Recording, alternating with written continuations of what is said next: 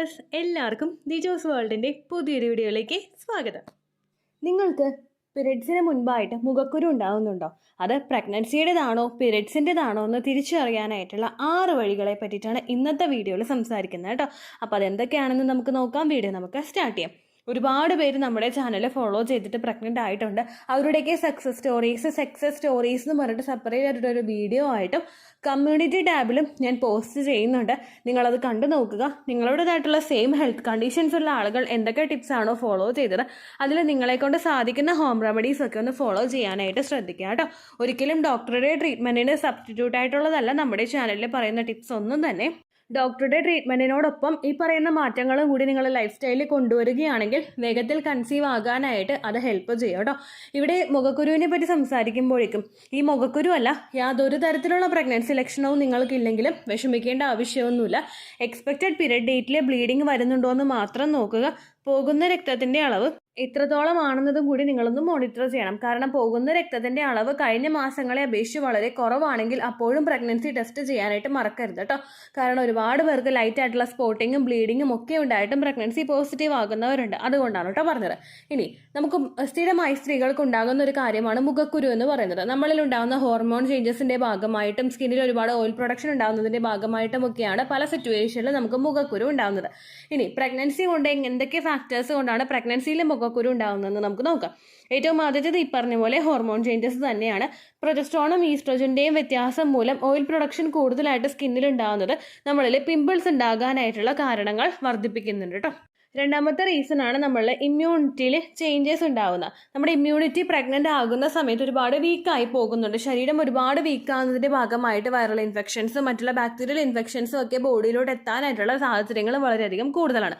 അതുകൊണ്ടാണ് പ്രഗ്നൻ്റ് ആകുന്ന സ്ത്രീകൾക്ക് തുമ്മലും അതുപോലെ ജലദോഷവും ഒക്കെ റെക്കറൻ്റ് ആയിട്ട് വന്നുകൊണ്ടിരിക്കുന്നത്. അതുപോലെ തന്നെ നമ്മളുടെ ഇമ്മ്യൂണിറ്റി വീക്ക് ആവുന്നതിൻ്റെ ഭാഗമായിട്ട് ഇൻഫെക്ഷൻസ് ഒക്കെ സ്കിന്നിൽ ഉണ്ടാകാനായിട്ടുള്ള ചാൻസസും കൂടുന്നു.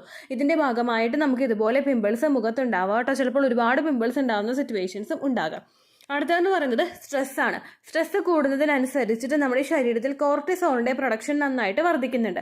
കോർട്ടിസോൾ കൂടുന്നതിനനുസരിച്ചിട്ട് മുഖക്കുരുവും പിമ്പിൾസും നമുക്ക് കണ്ടിന്യൂസ് ആയിട്ട് ഉണ്ടാകാനായിട്ട് ചാൻസ് ഉണ്ട് കേട്ടോ. ഇത് മൂന്നുമാണ് ഏറ്റവും കൂടുതൽ ഈ ഒരു മാറ്റം ഉണ്ടാകാനായിട്ടുള്ള കാരണം. ഇനി ഇത് എപ്പോൾ മുതലാണ് സ്റ്റാർട്ട് ആവുന്നതെന്ന് നമുക്ക് നോക്കാം. ഈ ഒരു പ്രഗ്നൻസിയുടെ പിമ്പിൾസ് സ്റ്റാർട്ട് ആവാനായിട്ട് ഇന്ന ടൈമിൽ തന്നെ സ്റ്റാർട്ട് ആവണം, ഇന്ന ടൈമിൽ എൻഡ് ആവണം, അങ്ങനെ ഒരു ഗൈഡ് ലൈൻ ഒന്നും യാതൊരു തരത്തിലുള്ള പ്രഗ്നൻസി സിംറ്റംസിനും ഇല്ല കേട്ടോ. അതുകൊണ്ട് ഫസ്റ്റ് ട്രൈമസ്റ്റർ മുതൽ തന്നെ നമുക്കിത് എക്സ്പെക്ട് ചെയ്യാനായിട്ട് സാധിക്കും. അതുപോലെ തന്നെ ഓൾമോസ്റ്റ് ഒരു സെക്കൻഡ് ട്രൈമസ്റ്ററിൻ്റെ എൻഡ് വരെയൊക്കെ നമുക്കുണ്ടാകും. കാരണം പിന്നീട് അങ്ങോട്ടേക്ക് ആ ഒരു ഹോർമോൺ ചേഞ്ചുമായിട്ട് നമ്മുടെ ബോഡി ഫുള്ളായിട്ട് പൊരുത്തപ്പെട്ടിട്ടുണ്ടാകും. അതുകൊണ്ട് ഈ ഒരു സെക്കൻഡ് ട്രൈമസ്റ്റർ വരെയൊക്കെ ആയിരിക്കും ഈ മുഖക്കുരു നമുക്ക് കണ്ടിന്യൂസ് ആയിട്ട് കണ്ടുവരുന്നത് കേട്ടോ. ഇനി ഇത് പ്രഗ്നൻസിയുടേതാണെന്ന് എങ്ങനെ തിരിച്ചറിയാമെന്ന് നമുക്ക് ഏറ്റവും ലാസ്റ്റ് വെച്ച് നോക്കാം കേട്ടോ. ഇനി എന്താണ് പീരിയഡ്സിൽ ഉണ്ടാവുന്ന പിമ്പിൾസിൻ്റെ റീസൺ എന്ന് നമുക്ക് നോക്കാം. ഇതുപോലെ തന്നെ നമ്മൾ ആ ഒരു ഇംപ്ലാന്റേഷൻ നടന്നിട്ടില്ല എങ്കിൽ ഈസ്ട്രോജനും പ്രൊജസ്ട്രോൺ ഹോർമോണിനും ഒരു ഫ്ലക്ച്വേഷൻ ഉണ്ടാവുന്നു. അതിൻ്റെ ലെവൽ നല്ലോണം ഡ്രോപ്പ് ആയിട്ട് വേണം നമുക്ക് പീരിയഡ്സ് വരാൻ വേണ്ടിയിട്ട്. ഇങ്ങനെ ആ ഒരു ഹോർമോൺ ഷിഫ്റ്റ് ബോഡിയിൽ ഉണ്ടാകുന്നതിൻ്റെ ഭാഗമായിട്ട് നമുക്ക് ഇതുപോലെ പീരിയഡ്സ് ആകാനായിട്ട് ചാൻസ് ഉണ്ട്. അത് ഡേറ്റ് ആവുന്നതിന് 1-2 ദിവസം മുൻപ് നമുക്കിങ്ങനെ പിമ്പിൾസ് ഒക്കെ കണ്ടു തുടങ്ങിയിട്ട് 3-4 ദിവസത്തിനകത്ത് തന്നെ ചിലപ്പോൾ പീരിയഡ്സ് വരുന്ന സിറ്റുവേഷൻസും ഉണ്ട് കേട്ടോ. അടുത്തെന്ന് പറയുന്നത് നമ്മളിൽ ഉണ്ടാകുന്ന ഹോർമോൺ ഇൻഫ്ലമേഷൻ ആണ്.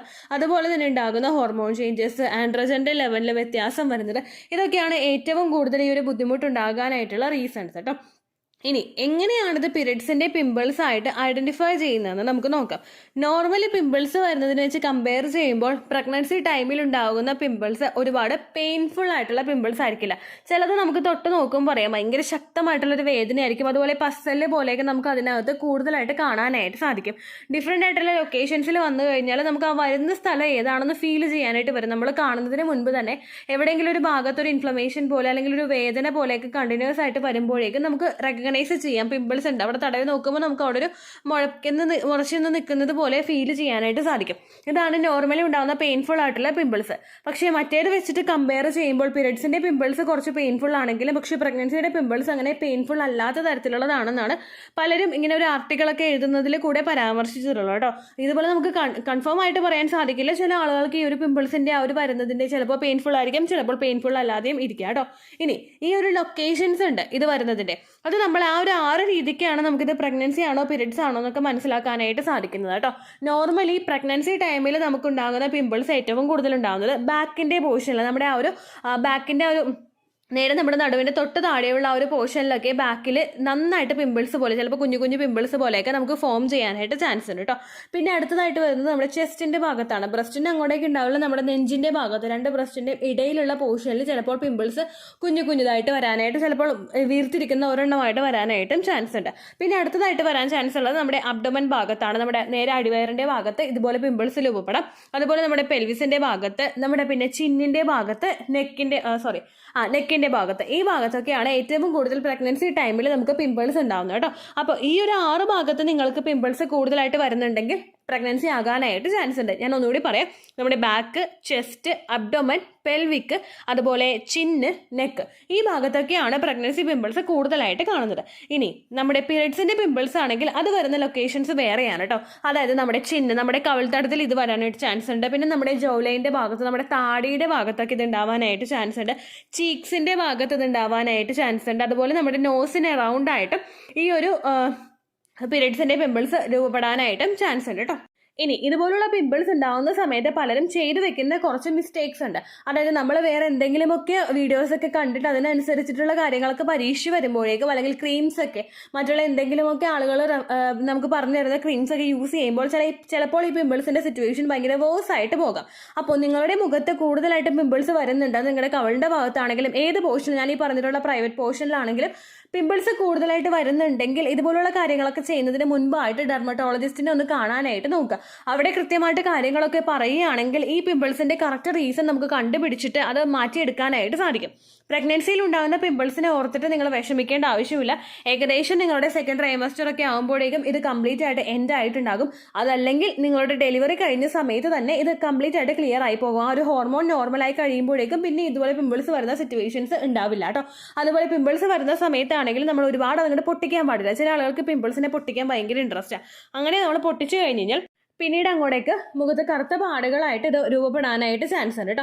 ആ ഒരു കാര്യം കൂടെ നിങ്ങൾ പ്രത്യേകം ശ്രദ്ധിക്കണം. എക്സ്പെക്റ്റഡ് ഡേറ്റിനേക്കാൾ 2 ദിവസമൊക്കെ മുൻപ് പിമ്പിൾസ് ഒക്കെ കണ്ടു കഴിഞ്ഞാൽ അത് പീരിയഡ്സിൻ്റെ ആണോ എന്ന് നമ്മൾ ഉറപ്പിക്കുന്നത് പിന്നീട് അങ്ങോട്ടേക്കുള്ള ഒരു 3-4 ദിവസമൊക്കെ ഈ പീരിയഡ്സ് വരുന്നുണ്ടോ എന്ന് നോക്കുക.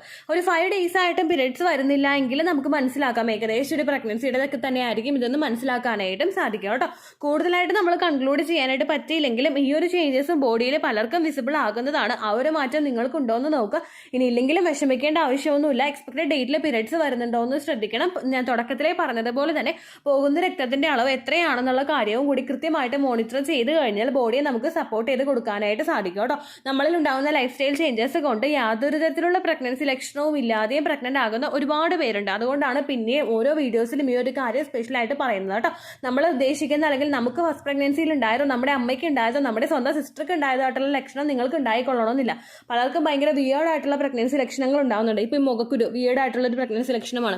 ചിലർക്ക് വിവിഡ് ഡ്രീംസ് ഉണ്ടാകും, ചിലർക്ക് വജൈനൽ ഗ്യാസ് ഉണ്ടാകും, ചിലർക്ക് അതുപോലെ നമ്മുടെ വേർപ്പിന്റെ ആ ഒരു ഗന്ധത്തിൽ വ്യത്യാസം ഉണ്ടാകും. ഇതൊക്കെ പലർക്കും ഉണ്ടാകുന്ന പ്രഗ്നൻസി ലക്ഷണമാണ് കേട്ടോ. അങ്ങനെയൊക്കെ ചിലപ്പോൾ നിങ്ങൾക്കും ഉണ്ടാകാനായിട്ട് ചാൻസ് ഉണ്ട്. അതുകൊണ്ട് ശരീരം നന്നായിട്ടൊന്ന് ശ്രദ്ധിക്കണം കേട്ടോ. ഇത്രയേ ഉള്ളൂ വീഡിയോ. യൂസ്ഫുൾ ആയി കാണുമെന്ന് വിശ്വസിക്കുന്നു. യൂസ്ഫുൾ ആവുന്നുണ്ടെങ്കിൽ ലൈക്ക് ചെയ്യുക, ഫ്രണ്ട്സിനൊക്കെ ഷെയർ ചെയ്ത് കൊടുക്കുക കേട്ടോ. എന്തെങ്കിലും സംശയം ഉണ്ടെങ്കിൽ നിങ്ങൾ കമൻസിൽ ചോദിക്കുക. പണ്ടത്തെ വീഡിയോയ്ക്ക് കമൻസ് ഇടുന്നവർക്ക് റിപ്ലൈ ലഭിക്കുന്നില്ലെങ്കിൽ ലേറ്റസ്റ്റ് ആയിട്ട് ഞാൻ ഏത് വീഡിയോ ആണോ അപ്ലോഡ് ചെയ്യുന്നത് അതിന് താഴെ കമൻറ്റ് ഒന്ന് കോപ്പി പേസ്റ്റ് ചെയ്യാനായിട്ട് ശ്രദ്ധിക്കുക കേട്ടോ. അതുപോലെ ഓവുലേഷൻ ഡേറ്റ് കാൽക്കുലേറ്റ് ചെയ്ത് തരാനായിട്ട് റിക്വസ്റ്റ് ചെയ്യുന്ന ആളുകൾ എത്രയാണോ സൈക്കിൾ ലെങ്ത് അത് മെൻഷൻ ചെയ്യാനായിട്ട് ശ്രദ്ധിക്കുക. സൈക്കിൾ ലെങ്ത് എന്നതുകൊണ്ട് ഉദ്ദേശിച്ചത് ഓരോ മാസവും എത്ര ദിവസം കൂടുമ്പോഴാണോ ബ്ലീഡിങ് വരുന്നത് അതാണ് സൈക്കിൾ ലെങ്ത്.